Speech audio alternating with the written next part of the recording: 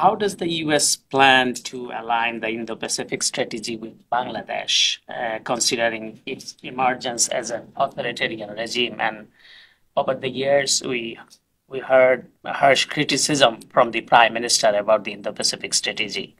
And also, how it will align with the new authoritarian government of Bangladesh?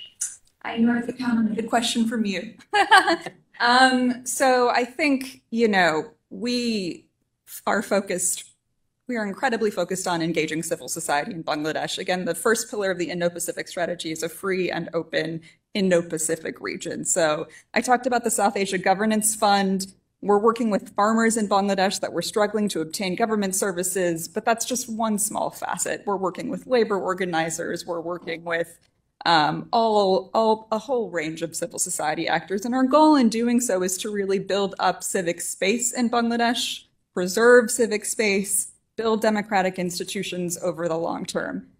We're also engaged broadly with Bangladesh on broader sets of priorities. And we were actually pleased to see Bangladesh's Indo-Pacific outlook, which really mirrors a lot of what we're trying to do in terms of economic investment, working with Bangladesh on climate change, building out security and defense cooperation between our two countries. Bangladesh is, of course, one of our largest peacekeeping contributors, and we're very pleased to support that effort.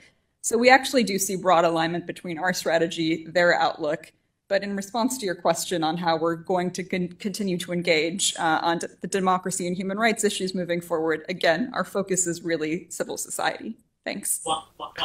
In light of the Biden administration's commitment to reflecting the will of the people of Bangladesh, what specific measures the US undertaking to facilitate that return back to democracy?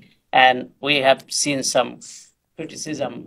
I can refer the Wall Street Journal piece that US is pushing back for democracy promotion in Bangladesh. So what is your stand right now? As we have seen lots of leverage on Bangladesh for democracy and voting rights and uphold the human rights.